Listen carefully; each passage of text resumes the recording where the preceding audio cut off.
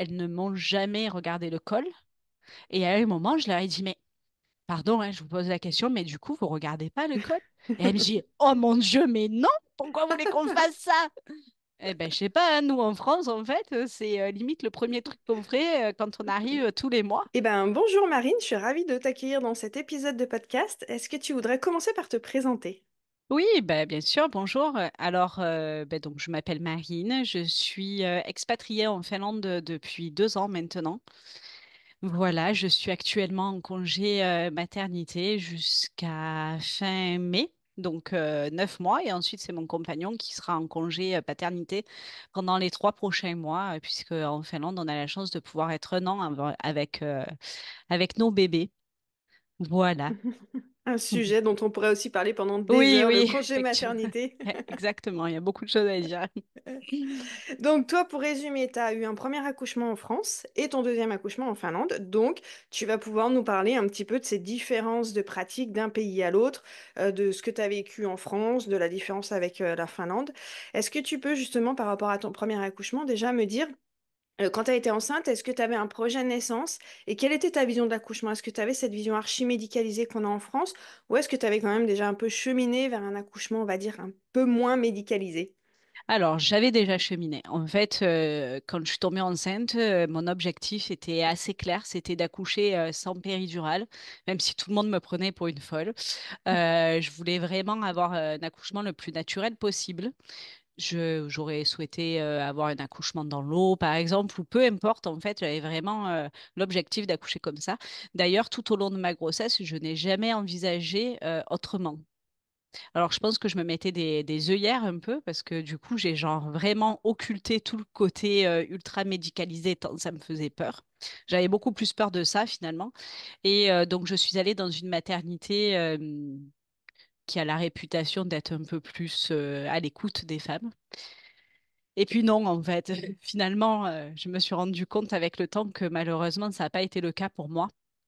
J'ai bien vu la différence là, du coup, quelques années après avec la Finlande.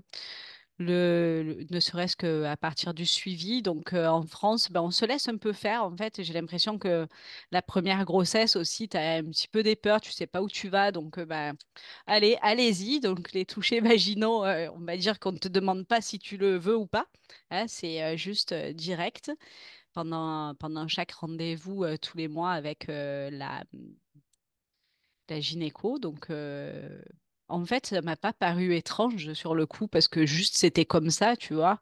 C'est là, aujourd'hui, avec le recul, je me dis, mais c'est juste impensable. Bon, je pense qu'il y a eu tout un cheminement psychologique pour moi à travers diverses thérapies après qui ont fait que, bien entendu, aujourd'hui, je me rends compte à quel point c'était violent.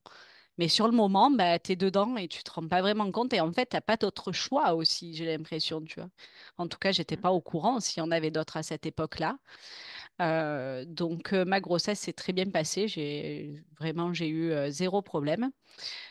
À la fin, j'ai eu du diabète gestable, mais bon, ça m'a pas posé de grands problèmes. Et j'ai quand même eu des injections d'insuline. Et c'est ce qui m'a valu un déclenchement. Quand je suis arrivée au terme, tout allait parfaitement bien. Ma gynéco m'avait dit, écoutez, le jour du terme, je ne serai pas à la mater, mais allez-y, faites le contrôle. Si tout va bien, vous rentrez chez vous. Donc, avec mon compagnon, on part à la maternité, on fait le contrôle, tout va bien, le poids parfait, le col fermé, rien à signaler. Donc, ils me font monito et à la fin, la sage-femme ou je sais plus qui y avait qui me dit, bah, c'est bon, vous pouvez rentrer chez vous, revenez dans 3 jours. Je vais pour partir et puis d'un coup, un obstétricien revient en courant et me dit, non, non, mais partez pas, madame. En fait, on ne peut pas vous laisser partir comme ça. Va falloir vous déclencher parce que vous faites du diabète gestationnel. Donc, il y a des risques. Et en fait, tu vois, j'étais tellement drivée par le corps médical à ce moment-là que je me suis même pas, j'ai même pas demandé, mais quels sont les risques, tu vois. Donc, j'ai dit OK. 'Fin, il m'a un peu affolée, tu vois, et il m'a fait peur. Et avec mon compagnon, on s'est regardé, on a dit ben, OK, dites-nous, qu'est-ce qu'il faut faire? Eh ben, on va vous déclencher. Votre bébé, il risque d'être trop gros, c'est dangereux. Donc, on a dit bon, ben, OK, c'est vous le médecin, on vous fait confiance. Donc, il a dit ben, allez chez vous, préparez vos affaires et revenez. Donc, c'est ce qu'on a fait. Et là, s'en est suivi 3 jours de déclenchement par toutes les manières possibles. Horrible. Franchement, j'en garde un souvenir vraiment atroce. Ça me donne même les frissons tellement c'était terrible. Je pourrais en repleurer, même si j'en ai déjà beaucoup pleuré, parce que comment on peut faire ça aux femmes en fait? 3 jours de déclenchement, ton bébé, si il descend pas, c'est que c'est pas le moment, surtout quand tout va bien, tu vois. Et quand je regarde mon fils aujourd'hui qui a 6 ans et tous les stress post-traumatiques qu'il a liés à l'accouchement, je me dis, mais ils n'avaient pas le droit en fait de faire ça, quoi. J'ai vraiment vécu comme une injustice après coup, mais sur le moment, bah, tu te coupes de ton émotion, tu suis ce qu'on te dit et tu y vas, quoi. Donc 3 jours de déclenchement, difficile. Et pour finir en césarienne un peu d'urgence parce que ils m'ont percé la poche des os, c'était ultra violent 2 fois. Ils ont demandé à mon compagnon, ils étaient trois sur mon ventre à pousser mon fils sur le côté pour pouvoir percer la poche des os. Enfin, d'une violence vraiment extrême. Ils m'ont shooté dans tous les sens et du coup, après la naissance, j'ai été inconsciente pendant plus de 12 heures. Et c'est mon compagnon qui était en peau à peau avec notre fils. Heureusement, il a pu être là pendant la césarienne. Donc ça, c'était le côté positif, parce que je sais que parfois les papas sont pas tolérés. Heureusement qu'il était là et qu'il a pu prendre soin de notre fils. Mais moi, après, je me suis réveillée en chambre, je regardais mon fils, je me disais, mais ouais, il est beau, mais je ressens rien. Donc je me sentais coupable de ressentir rien, mais rien du tout. Je faisais que pleurer, ils m'ont envoyé 3 psys et je leur disais non mais je pleure juste parce que l'accouchement que j'ai eu, il était horrible. Je vais pas tuer mon bébé ou faire quoi que ce soit comme ça. Je vais pas me suicider. Je suis pas suicidaire. C'est juste que c'est horrible ce que j'ai vécu et que et que je suis en train d'en prendre conscience. Donc voilà, on est rentré à la maison, début de vie très très difficile. J'avais une thérapeute qui me suivait déjà, qui m'a aidé à créer le lien avec mon fils. Et heureusement qu'elle était là. Et aujourd'hui, mon fils, malgré son anxiété et son stress chronique, il va quand même bien parce que j'ai travaillé sur ça. Mais je me dis, c'est horrible pour ceux qui savent pas, quoi. Mm. Donc, Ouais. ouais, c'était vraiment très dur et malgré le fait que c'était il y a 6 ans et demi, j'ai encore l'émotion qui est là, tu vois. Mm. Je comprends.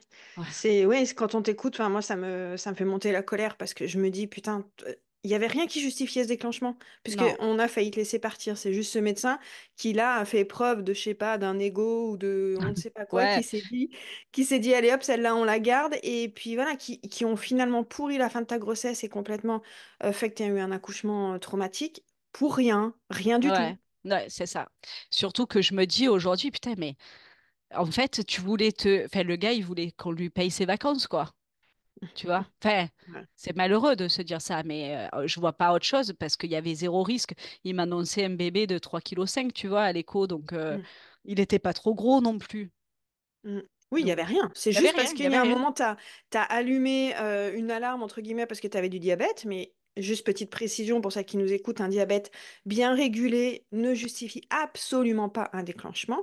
Un gros bébé ne justifie absolument pas un déclenchement. Donc là, toi, tu avais strictement aucune raison Rien. médicale valable qui justifiait ce déclenchement. Ouais, exactement.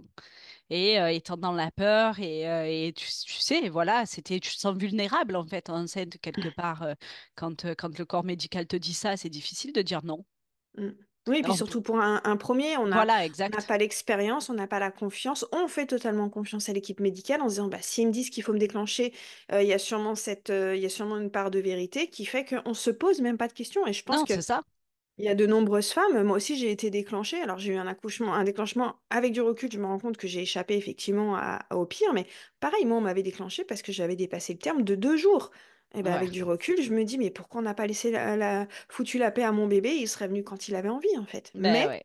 voilà, pour un premier, on ne sait pas, on croit tout ce qu'on nous dit et on se laisse faire. Exactement. En fait, c'est la croyance dans le corps médical, la croyance absolue, comme si c'était le Graal. Et ici, bah, du coup, je vais te raconter la suite pour mon expérience en Finlande. On te laisse beaucoup plus la... En fait, ils pensent que tu as réellement la capacité sur ton corps de savoir toi ce que tu as besoin. Ce qui est vrai pour moi, hein, je pense. Peut-être qu'il y a certaines femmes qui ont besoin d'avoir une figure médicale vraiment qui va lui dire quoi faire par rapport à sa construction psychique à elle. Mais je pense que quand même, si on t'induit que c'est toi qui es maître de ton corps, tu as plus de Mm, capacité à ressentir pour le coup et à mm. t'imposer. C'est sûr. Je voulais juste revenir par rapport à ce que tu m'as dit tout à l'heure. Pour ton projet, tu pensais, voilà, tu souhaitais accoucher sans péridurale et tu disais pareil que tu es un peu passée pour une folle. Est-ce que tu peux me dire justement ce sentiment que tu as eu dans ton projet en France de dire, bah voilà, c'est un premier, je vais accoucher sans péridurale.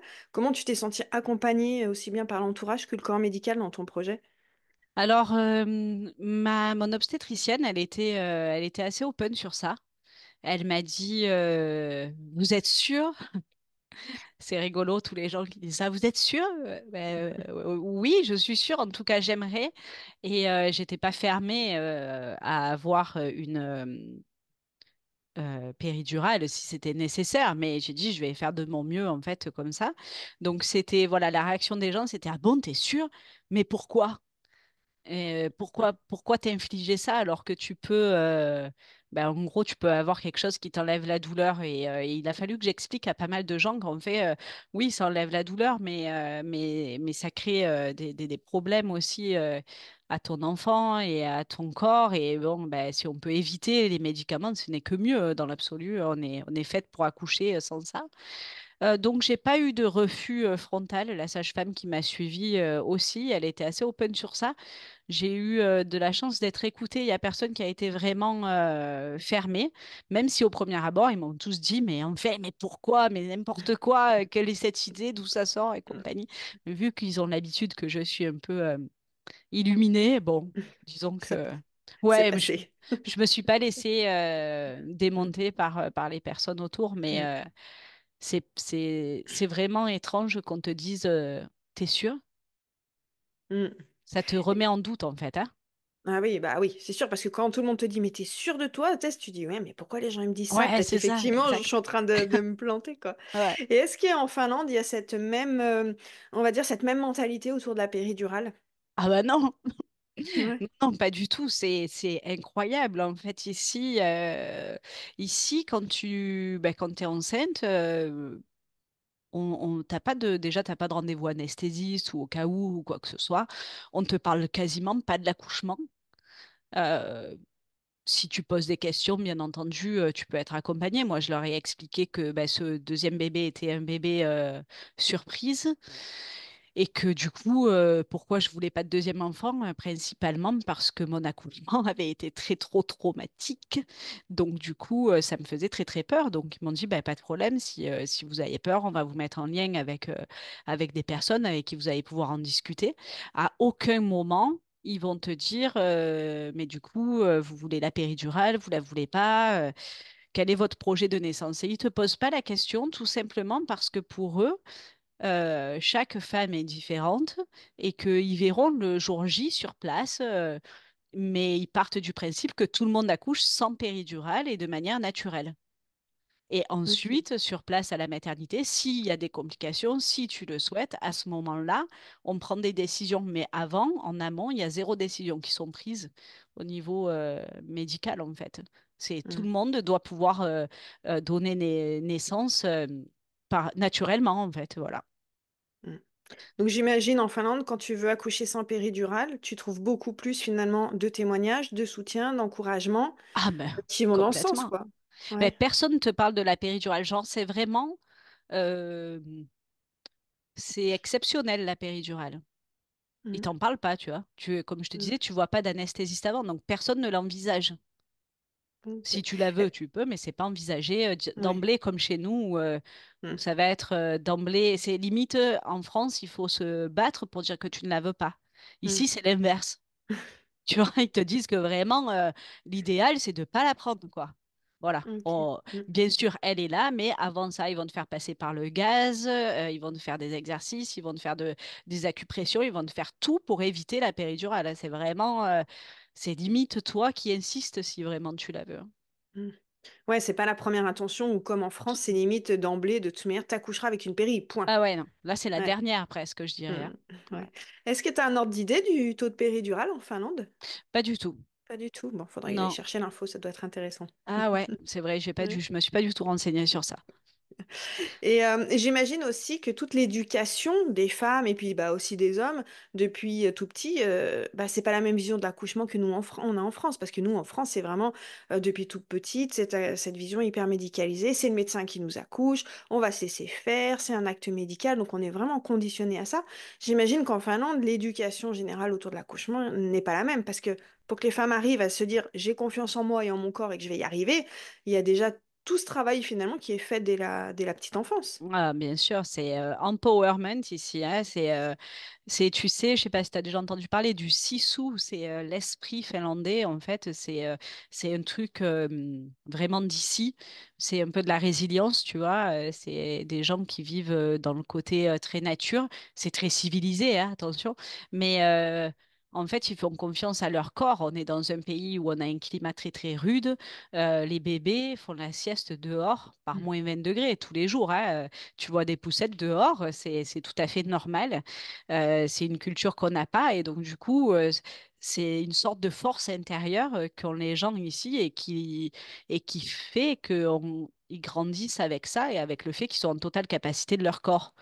Donc Mm. forcément, pour l'accouchement et tout le reste, c'est comme ça. On ne se pose même pas la question du besoin d'aide extérieure et encore moins médicale.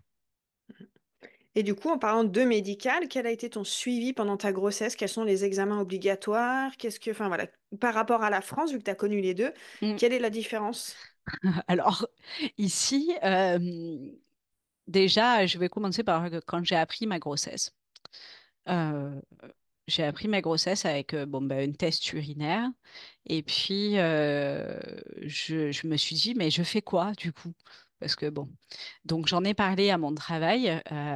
Ma collègue de boulot, ma supérieure, en fait, elle m'a dit, waouh, mais c'est génial, félicitations et tout. Et j'avais un peu la pression de le dire au boulot parce que, tu vois, j'ai 38 ans. Bon, j'arrive dans un pays, ça fait un an que je travaille dans cette boîte, je suis étrangère. Est-ce que ça va être validé le fait d'être enceinte ou la pression comme en France où c'est que tu te dis, bon, tu vas le dire à ton boss, il va mal le prendre, il va dire, bon, ok, mais bon, c'était pas prévu, c'est un peu chiant, tu vois. Non, là, pas du tout, super, tout le monde a été super émerveillé de cette grossesse. Waouh, félicitations, on est très heureuse pour toi et tout, machin. Et donc, je leur dis, ouais, vous savez quelles sont les démarches à faire. Ben, là, tu n'as pas de démarche à faire si tu souhaites aller faire une prise de sang pour voir de la datation. En fait, tu peux, mais il n'y a rien d'obligatoire. C'est pas de pression, c'est comme tu as envie. Donc, du coup, je me suis dit, bon, je vais aller faire une prise de sang pour savoir un petit peu. Donc, j'ai eu ma datation et j'ai pris rendez-vous avec une sage-femme qui m'a dit, bah, OK, écoutez, on prend rendez-vous à votre troisième mois. Enfin, tu vois, c'était vraiment sans pression, rien de strict. Donc, j'y suis allée sans trop savoir ce qui allait se passer. Donc, elle m'a dit, bon, ben voilà, vous êtes enceinte. On a ici, toutes tes données médicales sont regroupées sur une page Internet, là, où tout le monde, enfin, tu donnes l'accès à ta sage-femme et elle voit tous tes examens médicaux. Donc, du coup, elle me dit, bon, ben, c'est parfait. Comment vous vous sentez? Enfin, les questions de base, tu vois. Elle m'a jamais regardé quoi que ce soit, hein. Elle m'a juste demandé, posé des questions. Est-ce que vous êtes à l'aise avec la grossesse? Est-ce que vous avez des peurs? Est-ce que vous avez des questions? Tout ça. Donc, moi, j'ai posé pas mal de questions sur le mode de fonctionnement ici.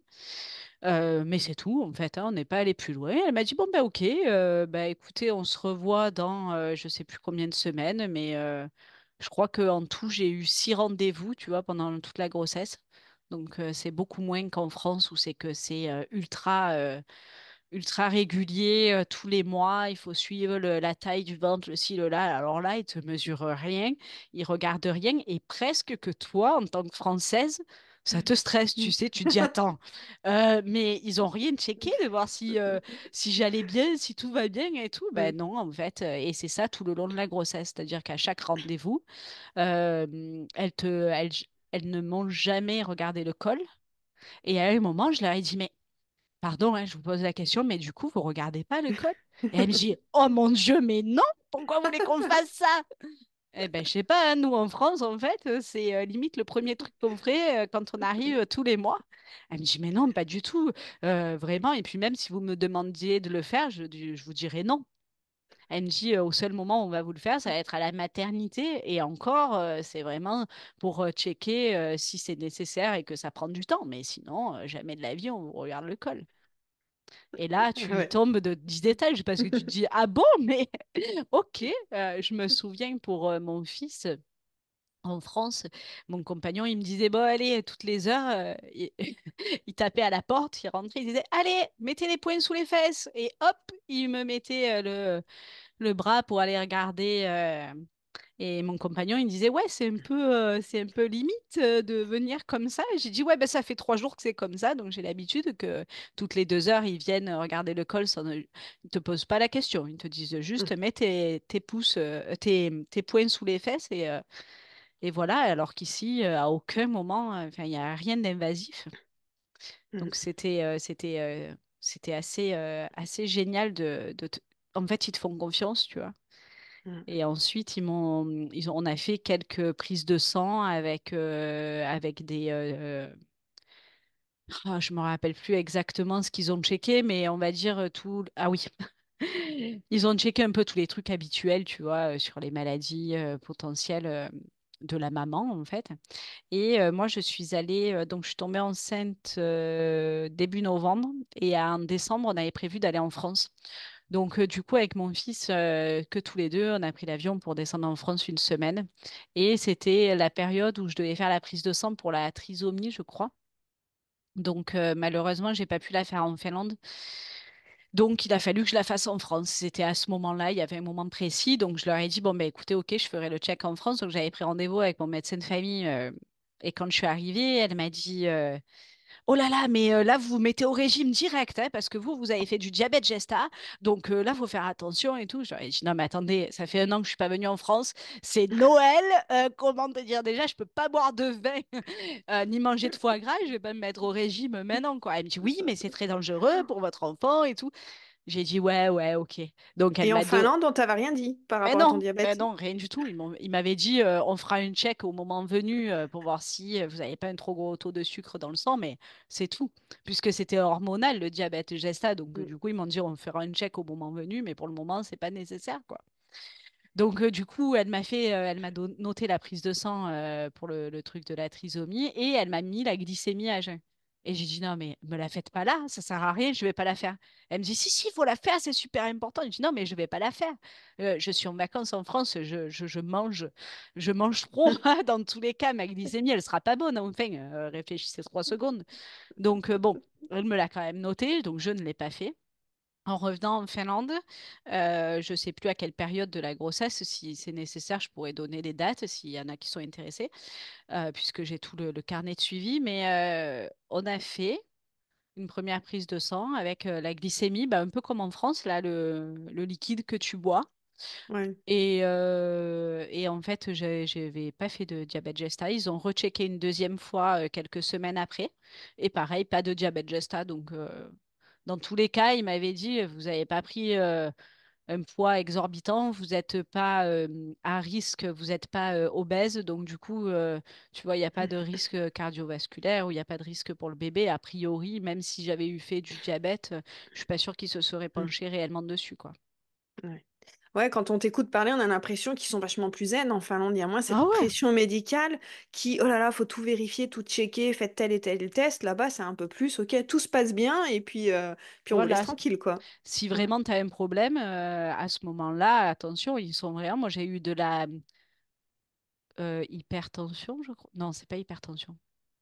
Je sais plus ce que j'ai eu des règlements là dans le sang qui étaient liés aux hormones. Et du coup, ils m'ont fait faire 2 prises de sang, ils m'ont pris tout en charge, ils m'ont Mm. expliqué si vous allez faire ça, machin, on va checker et compagnie. Donc, ça a une super prise en charge s'il y a quelque chose qui sort Mm. des rangs, tu vois, mais sinon, c'est vraiment très, très zen. Et limite, moi, ça m'a stressée parce que dans ma construction, tu vois, c'est ultra carré en France. Donc là, je me disais, ah Mm. ouais, cool. Et puis, au fur et à mesure de la grossesse, je me suis détendue sur ça. J'ai eu 2 échos. pour mesurer le bébé, pour voir si tout allait bien. Deux échos pendant la grossesse et j'en avais fait une en France parce qu'on est venu aussi en juin en vacances et qu'ils n'étaient pas sûrs du sexe. En Finlande, en fait, en Finlande, ils te le disent pas, le sexe. Parce que la plupart des femmes veulent pas savoir et elles savent à l'accouchement. Nous, moi, je voulais pas savoir au début. Mon compagnon, lui, voulait absolument savoir. Et notre fils aussi, pour se projeter, on va dire. Donc, du coup, vu que j'ai des amis qui ont un laboratoire, je suis allée faire une troisième écho en France pour valider que c'était bien une petite fille. Et c'était le cas. Et c'est Mm. rigolo parce qu'en France, du coup, le gars, il m'a fait l'écho, il a tout mesuré, il m'a dit oui, mais ça, je suis pas sûre de votre nombre de semaines par rapport à ce que vous me dites et tout. C'était ultra stressant, la taille du fémur et compagnie. J'ai dit non, mais écoutez, tout va bien. Moi, j'ai fait tous les examens en Finlande, là, c'est juste pour voir le sexe et tout. Non, mais quand même, là, faudrait rechecker. Non, mais c'est bon, en fait, laissez-moi tranquille, ça va, quoi. Et il m'a dit, ben, vous voulez que je vous tape les résultats? J'ai dit non, je les veux pas. En fait, je veux pas. Je sais que tout va bien, c'est bon. Tu vois, tu as Ah, une pression, c'est dingue, hein? ouais, c'est ouf. C'est marrant parce que je fais mon accompagnement de groupe, la team, là, pour celles qui veulent accoucher sans péridurale. Et il y a quelques années de ça, je crois, il y a 3 ans de ça, j'avais une participante qui venait de la Finlande, justement. Et comme toi, elle me disait, en fait, c'est hyper anxiogène, limite, de pas avoir tous ces suivis, parce qu'elle aussi, elle avait eu une première grossesse en France.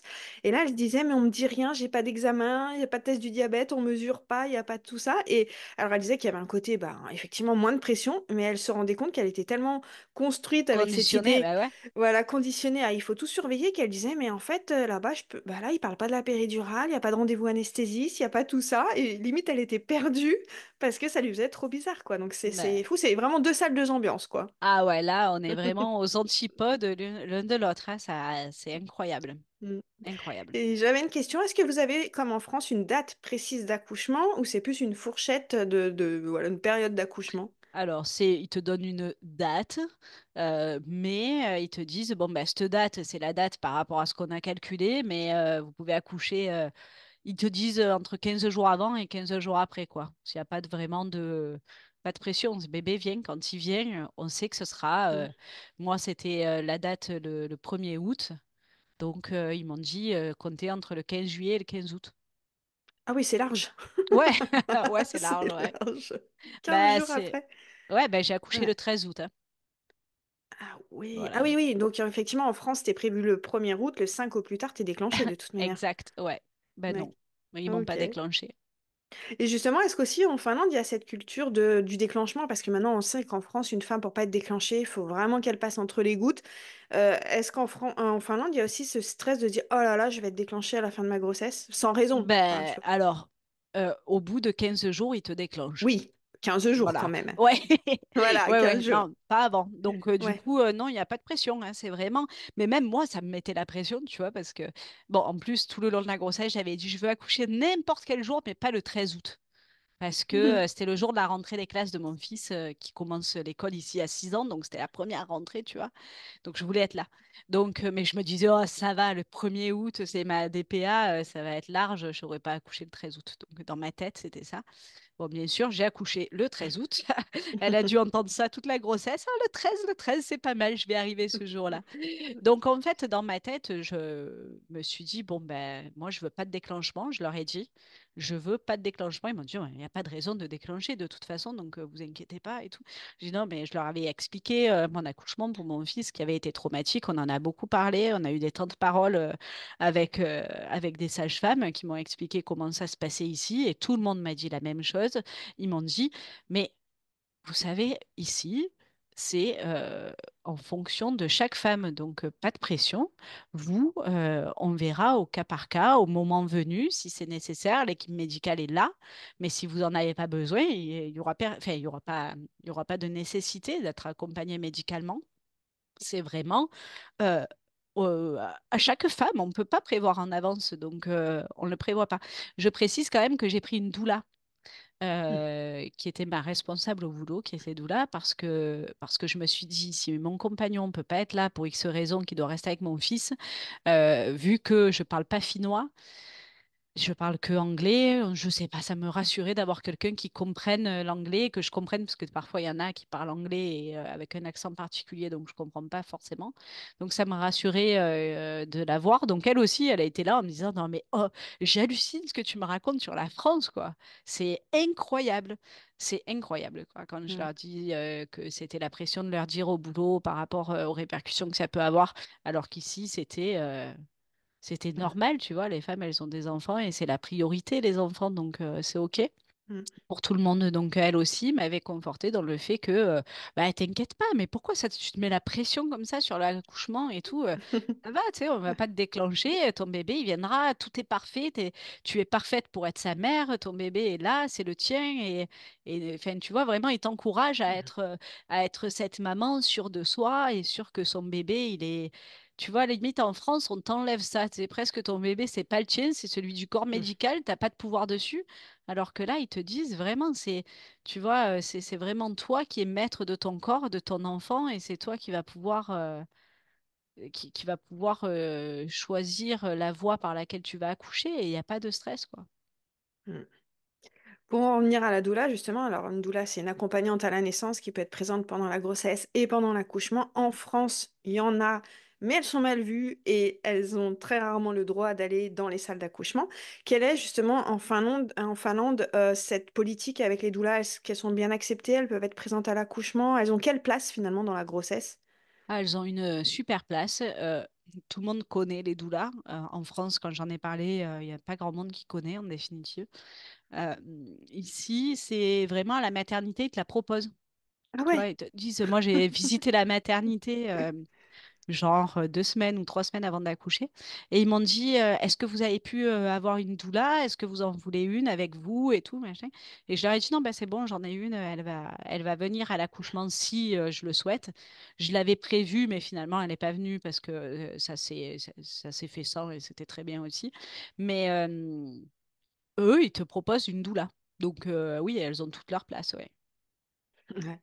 Moi, quand je t'écoute, je te jure, je me dis, mais on a tellement de boulot encore en France parce que, bah oui, les doulas, effectivement, c'est d'une utilité, mais voilà, c'est super important d'avoir une doula pendant sa Ah, grossesse, ne serait-ce que, voilà, pouvoir parler de ses peurs, de ses craintes, d'avoir une personne de confiance le jour de l'accouchement et de se dire, bah, qu'en France, on est doula, on est diabolisé, hein, de toute manière, on est mal vu, on est des sorcières, enfin, voilà, c'est très, c'est très mal vu. incroyable, ouais. Et de se dire qu'il y a plein de pays où c'est juste d'une évidence, voilà, d'avoir sa doula pendant sa grossesse, ça choque personne.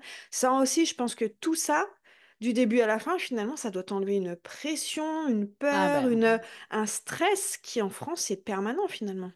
Ah ben c'est là la grande différence en définitive et c'est là où tu vois aussi le marquage d'avoir grandi en France parce que tu te rends compte à quel point tu es formaté à être médicalisé du coup tu vois parce que tu as des attentes et du coup tu as des peurs qui se créent alors qu'il n'y a pas lieu d'avoir ces peurs-là en définitive. Enfin, c'est incroyable comment on nous enlève la capacité sur notre corps. Mm. Et on parle de l'accouchement, mais finalement, c'est pas que sur ça, hein, c'est général, hein. Mm. Oui, bien sûr, c'est surtout, hein, c'est sûr. Ouais, Est-ce qu'en Finlande, il y a des préparations à l'accouchement? non. Enfin, j'ai pas eu de préparation à l'accouchement. Tu peux, t'as des exercices, tu en parles avec la doula, elle te demande ce que tu as besoin, elle te donne plein de supports. Elle m'a conseillé un livre qui est génial, mais je crois qu'il n'est pas traduit en français. Ça s'appelle Give Birth Without Fear. Je pourrais te donner l'auteur, là je l'ai pas en tête. Il est génial ce livre, c'est vraiment donc donner naissance sans peur. C'est vraiment très très intéressant et tout le monde a ça, tu vois, Un jour, je suis allée faire un check parce que c'était fermé là où je vais d'habitude, donc j'ai vu notre sage-femme à ce moment-là de ma grossesse et donc c'était dans l'hôpital, il y a une affiche avec ça, donc de donner naissance sans peur. Et dedans, tu as les étapes, donc la respiration, tu as les étapes de visualisation méditative, d'acupression, enfin, tu vois, t'étais vraiment accompagné dans ça, ça fait partie de l'hôpital. Donc, du coup, c'est Pour eux, c'est juste, encore une fois, chaque femme est différente avec son corps. Ils te donnent tous les tips qu'ils ont. Ils te, ils te disent que le jour de l'accouchement, tu auras des sages-femmes, tu auras ta doula, tu auras tous les accompagnements possibles. Ils t'en parlent beaucoup, mais t'as pas forcément, t'as pas d'exercice en groupe. Tu vois, comme Mm. j'avais pu connaître en France, ça, t'as pas du tout. Ok. Et comment du coup les femmes se préparent entre guillemets justement à cet accouchement? Parce qu'avec cette vision française, nous on se dit bon on a son suivi, mais on a l'impression qu'il faut apprendre à pousser, qu'il faut apprendre à respirer, enfin voilà qu'il y a des choses à apprendre. Finalement les femmes en Finlande, elles se préparent comment? Elles se préparent avec de la lecture, de la méditation, de la visualisation pour l'accouchement? Ouais, il n'y a pas de préparation particulière autre que ça. En fait, il y a beaucoup de temps de parole. C'est vraiment beaucoup de discussions avec les sages-femmes, avec les doulas. C'est très présent.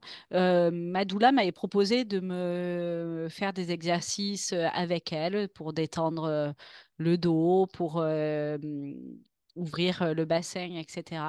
Mais c'est toi, en fait. C'est toi qui es maître de ton corps et qui sens ce que tu as besoin. Si tu as besoin d'être assuré et d'avoir peut-être plus de tips, tu peux le voir avec la sage-femme. Si tu n'en as pas besoin, ben, c'est OK aussi. Voilà, c'est vraiment. Ça n'a rien à voir. Et je pense qu'en plus, là, à l'heure actuelle, il faudrait quand même des années de déconstruction en France pour pouvoir mettre en place ça, parce qu'on est dans la peur, quoi, du coup, en France, tu vois. Tu dis limite, si Mm. t'as pas fait tes cours, oh mon Dieu, mais je vais jamais réussir à donner naissance, alors que là, on te dit, fais confiance à ton corps, ça va le faire, quoi. Il n'y a pas de raison que ça ne le fasse pas. Mm. Et si jamais il y avait des problèmes, on est là. Donc, non stress, quoi. Ouais. Ouais, quand je t'écoute, on sent que le rapport finalement à la femme enceinte entre la Finlande et la France, elle est différente. En France, on est une patiente qui va entre guillemets se faire accoucher. Il y a aussi un côté très infantilisant en France où Ouais. justement on nous fait douter de on n'est pas capable. Tout est, tu vois, là, je suis encore tombée sur un article tout à l'heure de presse qui dit donc c'est une femme qui a accouché chez elle. Le titre c'est pas ça, c'est pas la femme a accouché chez elle, c'est un mari avec l'aide des pompiers et du SAMU a accouché la femme. Et tu vois, ce côté hyper anxiogène, Ah ouais. médicalisé, où la femme, bah, s'il y avait sous-entendu, s'il n'y avait pas eu son mari, le SAMU, les pompiers, bah, peut-être qu'elle serait morte en fait. Et Ah tout non, est mais. fait pour vraiment infantiliser. En Finlande, on a vraiment ce sentiment quand on t'écoute que la femme, elle est au cœur finalement bah, et de sa grossesse et de son accouchement, et que c'est elle qui détient la connaissance, la Exact. confiance, la puissance, quoi. C'est ça, c'est tout Ouais. à fait ça. C'est vraiment une superbe expérience parce que je pense que ça peut être vraiment très difficile pour des gens qui sont pas préparés. J'ai la chance d'avoir beaucoup travaillé en thérapie sur moi et sur ma confiance en moi parce que sinon tu peux être vite perdu.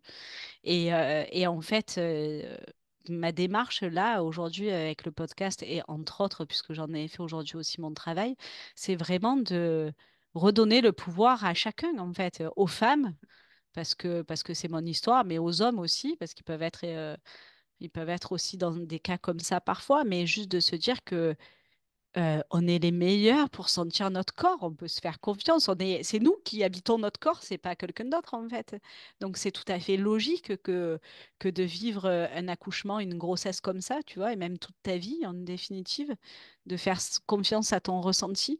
Et là, pareil, ma fille, donc. Elle avait moi j'ai eu une chirurgie de la poitrine il y a 20 ans et donc ils m'ont coupé des canaux. Donc j'avais pas assez de lait. Du coup, on est passé en lait maternisé et elle avait des coliques et ça allait pas et on a changé 36 fois de lait. Et quand j'ai vu la pédiatre, elle m'a dit mais vous en pensez quoi vous? Donc je lui dis, ben, moi j'en pense ça et ça. Elle me dit, ben, c'est vous qui avez raison en fait. Vous êtes avec Ah ouais. votre bébé, donc en fait c'est vous qu'on va écouter en premier. Et quand tu arrives à un rendez-vous, on te dit, alors qu'est-ce que vous en pensez vous de votre enfant? Est-ce que vous pensez qu'elle va bien? Est-ce que vous pensez qu'il y a un problème?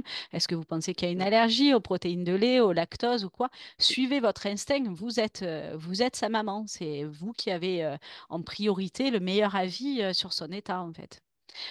Donc ça Ouais. résume tout, tu vois. Aux antipodes de la France, mais Ah ouais. vraiment.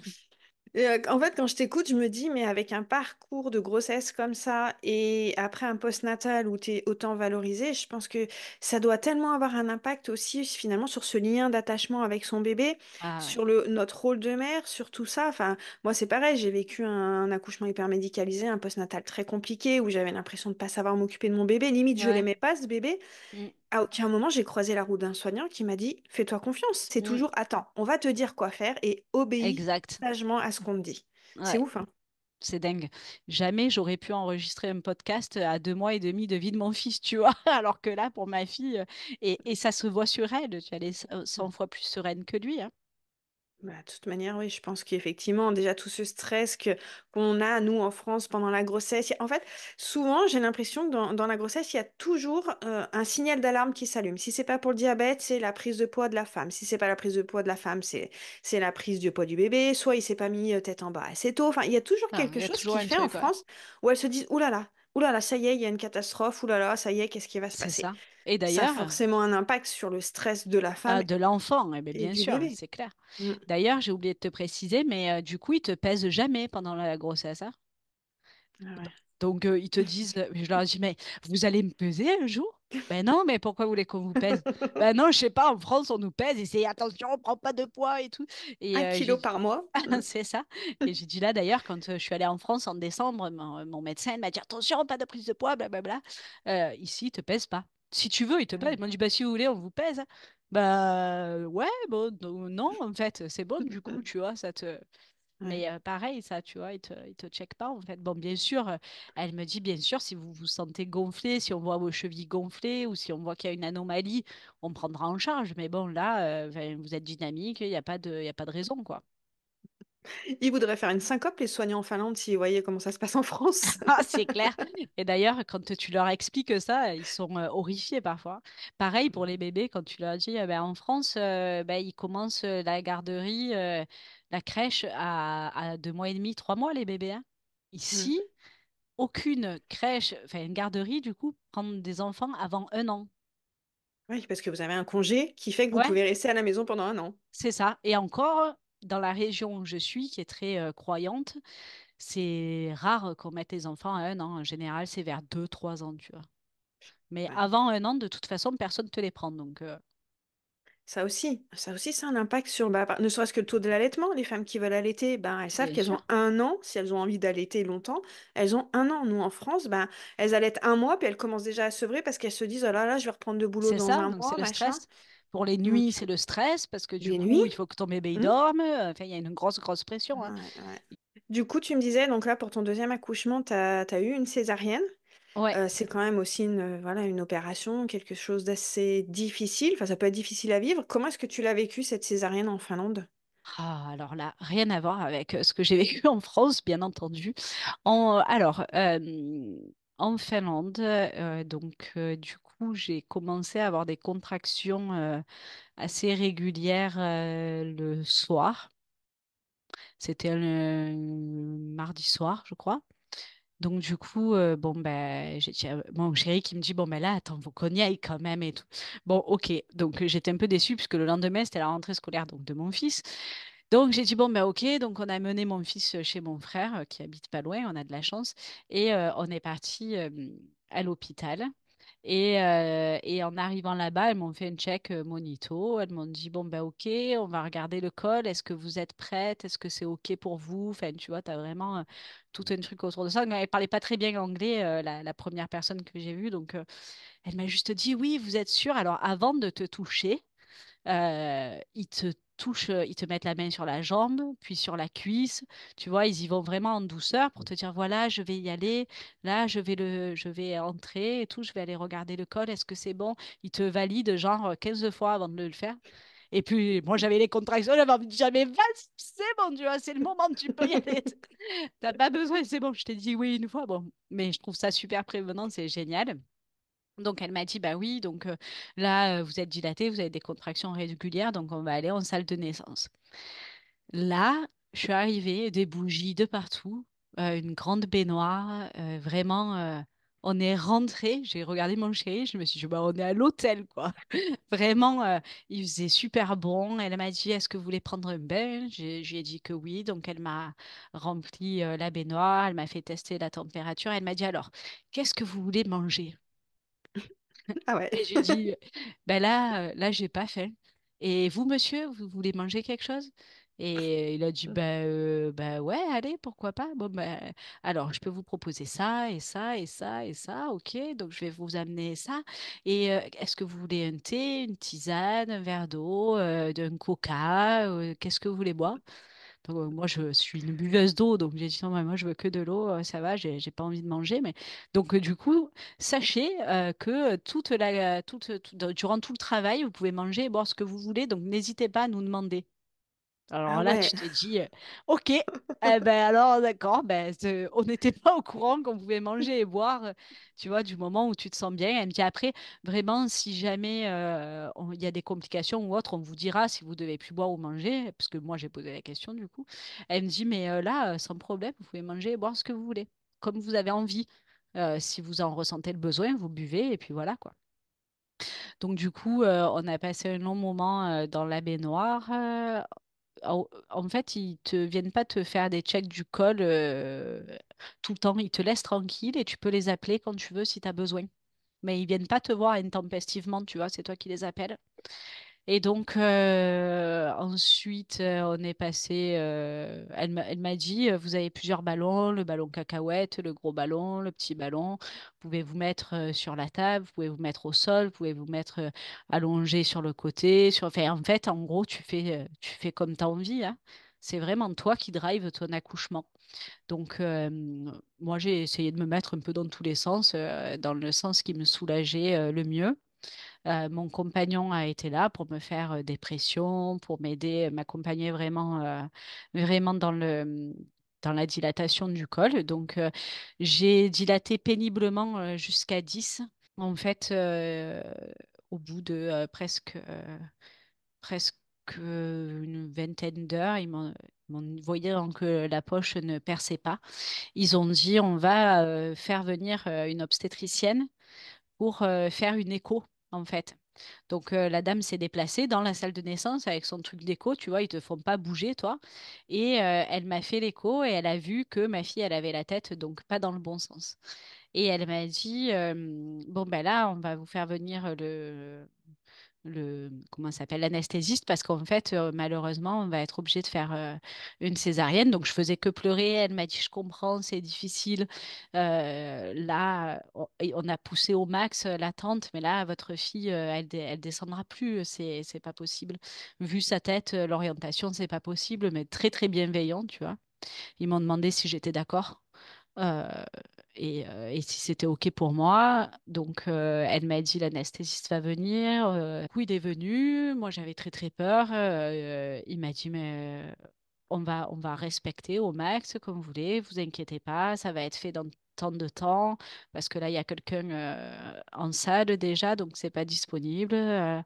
Il m'a juste posé trois questions. Super sympa, pas très avenant, mais comme tous les Finlandais, pas très souriant en fait, mais très, très sympa. L'anesthésiste m'a posé la péridurale. Elle parlait un peu français. En fait, il y en avait deux. Il y avait le monsieur et une dame. Je suis en train de me rendre compte qu'ils étaient deux.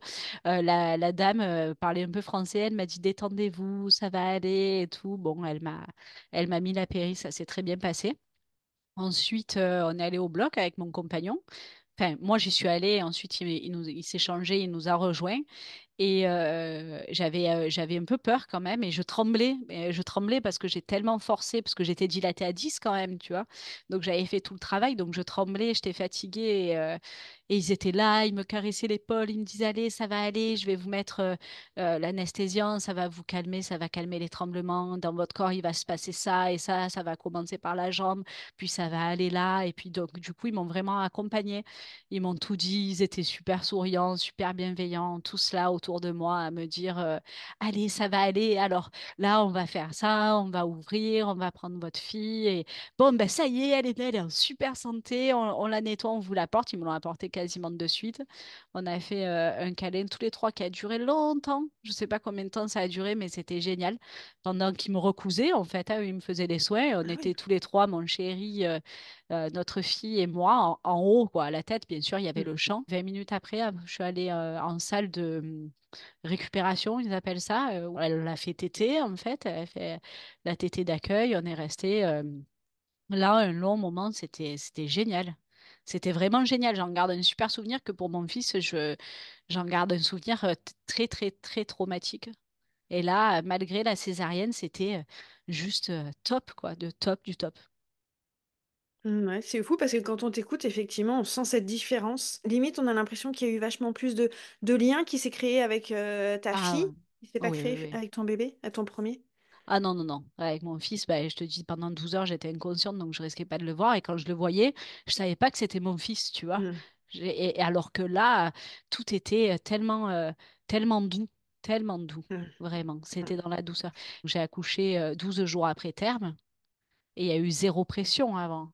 Tu Mm. vois, ils m'ont pas mis du tout la pression comme en France où donc il y a eu le déclenchement direct. Ouais, non, Ouais. c'est ouf parce que quand on t'écoute, on sent cette bienveillance, ce côté hyper rassurant, cocooning. Et je me dis, vivre une césarienne comme tu l'as vécu, avec cette main sur l'épaule, ces petits mots réconfortants, le fait qu'on t'explique, le fait de pouvoir faire un câlin à ton bébé aussi après, Ah pendant ouais. qu'il te recouse, c'est tellement à l'opposé. Alors, en France, c'est pareil, hein, il y a forcément des équipes qui sont aussi comme ça, hyper bienveillantes, mais c'est pas dans notre culture, finalement, tout cet accompagnement, cette bienveillance, si on se rend compte de l'impact que ça a psychologiquement Ah ouais. sur la femme et sur le bébé, quoi. Ah ben c'est incroyable. Et même ensuite, tu vois, après mon compagnon est parti du coup parce qu'il allait récupérer notre fils. Et donc je suis restée seule avec ma fille. Ils m'ont mis en chambre. Et là, elles m'ont dit, bon écoutez, si vous avez besoin de quoi que ce soit, vous sonnez. Donc elles sont venues, elles m'ont donné à manger, elles m'ont donné à boire. Elles ont été mais d'une bienveillance, c'est incroyable. Et je faisais que de leur dire, non mais en fait c'est possible que ce soit comme Mm. ça. Et je voyais ma fille, elle était tellement apaisée, elle dormait, tout était OK. Tu vois, que mon fils, il a jamais dormi, même encore aujourd'hui, il se réveille toutes les nuits, tu vois. Elle dort, elle est apaisée. Tu voyais vraiment la différence. Je leur dis, mais merci, en fait. Merci parce que vous imaginez pas ce qu'on vit en France, en fait. C'est génial et tout le long de mon séjour à la maternité, donc je suis restée que 2 jours parce qu'en fait, 2 jours pour ouais, une césarienne? bah, tu restes comme tu veux, ça dépend de toi, si tu arrives à marcher, si Ok. tu es bien, si la cicatrice est bien, si tout va bien. Donc en fait, je suis restée 2 jours, ouais, presque trois. Je leur ai dit, non mais en fait, je vais venir filmer et je vais l'envoyer en France pour que tout le monde voit que oui, en fait, c'est C'est possible possible. d'avoir le lead sur ton corps. Et est-ce qu'en postnatal, il y a un peu plus ce soutien aussi? Parce qu'en France, c'est vrai que c'est quelque chose qui est assez à déplorer. La femme, elle rentre chez elle, elle est un peu toute seule avec son bébé. Le conjoint reprend vite le boulot, on se retrouve vite submergé. Ouais, il y a vraiment ce sentiment d'être isolé et de solitude en France, en postnatal. Est-ce qu'en Finlande, il y a un peu plus ce fameux village soutenant autour de la femme qui vient d'accoucher? Moi, j'ai peu de contacts ici et j'ai pas eu besoin, si tu veux, parce que je me suis sentie. Bon, j'ai eu un retour un peu catastrophique. Mon compagnon a dû partir à l'hôpital. Il a eu une grosse infection. Mon fils venait de rentrer à l'école. C'était un peu speed quand même. J'ai la chance d'avoir mon frère et ma belle-sœur à côté qui sont ultra bienveillants. Et ma belle-sœur qui me faisait des petits plats à manger parce qu'elle m'a dit, en fait, j'ai réfléchi à quel cadeau de naissance, mais je me suis dit que moi, ce que j'avais juste besoin, c'est que quelqu'un me fasse à manger et me soutienne dans ce sens-là. Donc voilà. J'ai eu ma doula en soutien, beaucoup. Par message, la sage-femme. Si j'avais besoin, j'aurais pu avoir qui je voulais et quand je voulais à la maison. Mais ici, ils sont très, très solitaires.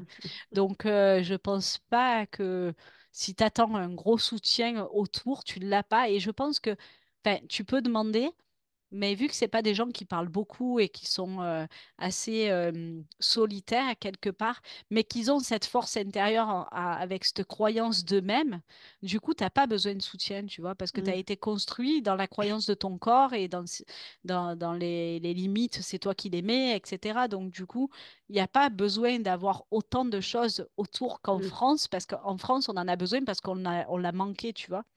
Après, il faut savoir que ici, à la maternité, on ne donne pas le bain à ton enfant. Mm. Et ils te disent que le bain, en fait, ils t'en parlent pas.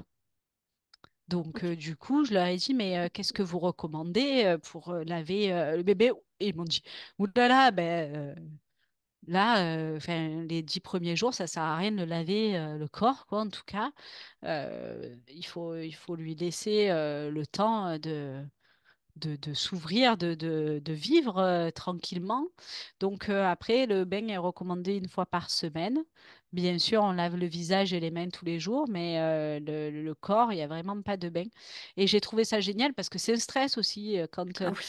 surtout après une césarienne, tu vois. Ici, enfin, ils te disent non, mais pas de stress. Et ils te le montrent même pas à tel point c'est pas un stress pour eux, tu vois. Ils te font remplir des questionnaires à chaque étape, donc aux premiers 15 jours, au premier mois, des questionnaires pour te demander comment tu te sens émotionnellement. Est-ce que ça va? Est-ce que tu te sens seule? Est-ce que tu as besoin de soutien? Est-ce que avec ton bébé ça va? Vu que tu dors pas trop, comment ça se passe? Enfin, tu vois, tu as vraiment tout un soutien sur ça où ils te demandent de le remplir et si tu as besoin, ils sont là en soutien émotionnel. C'est génial de te dire que si tu veux, tu peux. Mm. Tu sais au moins où chercher de Ouais. l'aide si vraiment Ah tu te oui. sens pas bien. Et surtout que tu as la possibilité de dire que tu te sens pas bien. Parce que Ah oui. en France, enfin moi je me rappelle pour mon premier, il y avait un peu aussi ce sentiment de culpabilité de me dire oh, je suis pas capable de m'occuper de mon bébé et je veux pas trop en parler parce que j'ai honte. Je vois toutes les autres qui s'en sortent et moi je galère avec mon bébé, donc je vais rester toute seule avec toute seule Ben dans ouais. ma merde en fait.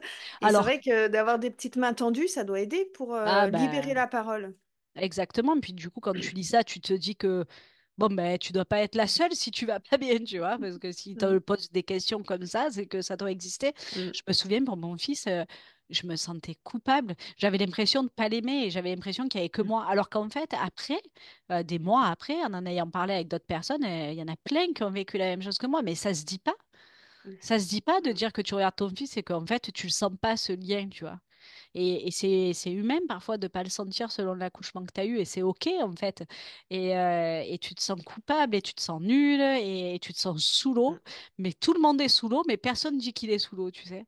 Puis le déroulement de l'accouchement aussi a un impact sur ce fameux lien. L'autre jour, je suis tombée sur une étude qui commence à mettre en évidence que l'utilisation excessive d'ocytocine de synthèse, donc ce qu'on donne pour déclencher, voilà, quand on dépasse le terme ou quoi que ce soit, c'est souvent donné beaucoup pendant le travail, notamment quand on a la péridurale. L'ocytocine de synthèse permet d'avoir des contractions efficaces. On en donne pour la délivrance du placenta. Et il y a une étude qui montre que cet excès d'ocytocine de synthèse a un impact sur la dépression postnatale et le lien mère-enfant. Ah bah oui, parce que t'es tellement shooté que du coup, Et quand ça chute, puis, mon pauvre, c'est bah voilà, et puis c'est de hardcore, hein. l'ocytocine de synthèse. Et je Eh trouve oui. que c'est aussi important que les femmes le sachent que les difficultés en postnatal ne viennent pas d'elles, de leur manque d'amour, d'un manque d'instinct maternel ou je sais pas quoi, mais que le déroulement de l'accouchement a un impact. Et je trouve que même dans ton récit, on le voit, tu as eu quand même deux accouchements, pour le coup, très médicalisés, mais cette bienveillance et ce côté humain, bah, ça doit aussi aider quand même à Ah bien vivre bah les choses. clairement, mais bien sûr. C'est en fait, bon après je pense que c'est un deuxième accouchement, donc tu as ça aussi certainement. Mm, Mais quand même, le fait d'avoir des gens autour de toi qui te disent, qui sont là, qui sont bienveillants, qui sont pas, genre tu les saoules pas, tu vois. Parce que mm, j'avais cette impression-là que, oh pétard, elle fait chier, celle-là, ça fait 1000 ans qu'elle est là, elle a toujours pas accouché, elle veut éviter la césarienne. Non, mais en fait, faut le faire. Bon, tu vois, tu te sens vraiment comme un boulet. Alors que là, ils sont trop contents d'être là, tu vois. mm. Ils sont trop contents d'être avec toi et de t'accompagner. Et j'ai recroisé, juste avant de partir, l'obstétricienne. Et je l'ai remerciée, en fait. Je lui ai dit, mais merci. Enfin, je pensais pas pouvoir dire ça d'une deuxième césarienne parce que je voulais pas de deuxième césarienne, bien entendu. Et je lui ai dit, mais merci, en fait. Vous avez été géniale et humaine et ça fait plaisir d'avoir autant d'humanité dans ces moments-là parce qu'on en a besoin, en fait. Et c'est ce qui Mm, manque en France. C'est trop froid. ouais. Mm. Après, c'est important aussi quand même de dire qu'en France, heureusement qu'il y a des soignants qui sont comme ça, des sages-femmes, des Oui, anesthésistes, des obstétriciens qui sont dans cette bienveillance, mais ça reste de l'exceptionnel. Les femmes se disent, waouh, j'ai eu de la chance de tomber sur quelqu'un de bienveillant, de tomber sur une sage-femme disponible, de tomber là-dessus. Alors qu'en fait, ça devrait pas être une exception et une chance, non. ça devrait être une normalité. Et c'est ça le problème en France, c'est que c'est pas la normalité. En fait, je trouve que avec le recul en France, on a beaucoup d'ego sur beaucoup de choses. Et je le vois là à l'école de mon fils, j'ai eu des entretiens avec la maîtresse et qui me disait, bah, en fait, nous, notre métier, c'est de se formater aux besoins de l'enfant. Donc, on va faire en sorte de trouver des solutions pour que lui se sente bien dans son apprentissage. Et c'est pareil, on va à la maternité, en fait, on fait en sorte que vous vous sentiez bien. Peu importe pour nous, c'est pas important, c'est pour vous. Vous, il faut que vous soyez bien. Et en France, tu as l'impression que c'est à toi de te formater pour répondre aux besoins du soignant, de la maîtresse ou de je ne sais qui d'autre. Alors qu'en fait, ici, c'est tout l'inverse. Donc, ça te redonne le pouvoir, encore une fois, sur toi, sur ta capacité à être juste. Voilà. J'avais une question qui sort un petit peu de tout ça, mais qui est aussi hyper intéressante, c'est quelle est la prise en charge financière de l'accouchement? Est-ce que c'est comme en France où il y a la sécurité sociale et entre guillemets, je mets des gros guillemets, on ne paye rien, on sort de la maternité, on n'a rien à payer. Est-ce que c'est pareil ou est-ce que c'est vous qui payez les soins là, en Finlande? C'est pas pareil et c'est pareil. C'est-à-dire que là, pareil, tu as une genre de sécurité sociale où c'est que tu as tout qui est pris en charge, mais tu as des dépassements. Alors, ça s'appelle pas Mm, dépassement d'honoraires en fait. Tu payes ton séjour. Donc, moi, j'ai payé 230 euros. Mais j'avais payé la même chose à peu près en France parce que j'étais ok. dans une clinique privée.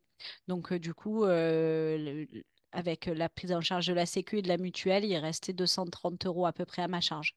Donc, c'est la seule chose que j'ai payée pendant ma grossesse. Mm, Le système français, le système de santé, on se dit tous qu'il est génial et qu'ailleurs, c'est vraiment horrible par rapport à ce que tu vas payer, que le système, il est idéal en France et tout. Et en fait, je me rends compte ici que oui, alors on paye plus certaines choses, mais les salaires sont aussi moins taxés. Je pense que tout est à peu près, tu vois, ça se rejoint, quoi. Les loyers mm. sont moins chers, mais la nourriture est un peu plus chère. Enfin, tout se régule et je crois que c'est un peu dans tous les pays comme ça. Et pour le médical aussi. En fait, il faut arrêter de croire qu'en France, c'est le pays idéal au niveau médical et qu'à côté, c'est exorbitant et qu'on va jamais s'en sortir. En fait, si tu Mm. parles de la France, tu t'en sors aussi. Est-ce que, juste pour conclure cet épisode, tu aurais un conseil à donner à une future maman qui va bientôt accoucher, qui aimerait accoucher sans péridurale aussi, pour qu'elle puisse arriver le plus sereine et le plus confiante pour son accouchement? Je lui dirais de se faire confiance et que c'est elle qui sait. Mm. C'est vraiment, je crois, le plus important et le meilleur conseil qu'on puisse donner. Écoute-toi. Alors parfois, quand on peut être chamboulé et ça peut être difficile de s'écouter, mais peut-être de faire quelques respirations, d'essayer de se poser pour essayer de sentir à l'intérieur ce qui se passe et de se dire que oui, elle peut se faire confiance. Eh ben merci en tout cas pour ce chouette partage. J'ai beaucoup aimé t'écouter. C'est vraiment génial de pouvoir voir cette comparaison entre d'autres pays et la France, de voir voilà que comme partout il y a du bon, il y a du moins bon, mais que c'est possible effectivement Ouais. d'avoir cet accompagnement moins médicalisé, d'avoir plus d'humanité, d'avoir plus de bienveillance dans le suivi pendant l'accouchement. Enfin voilà, je trouve que ça donne vraiment une vision autre et une vision hyper rassurante quoi. Ben ouais, j'espère que ça inspirera le corps médical aussi un jour en France. J'espère. Bon, ben, je te remercie. Merci à toi, Marine. Passe une bonne journée et puis je te dis à très bientôt. À bientôt. Merci beaucoup. Ciao.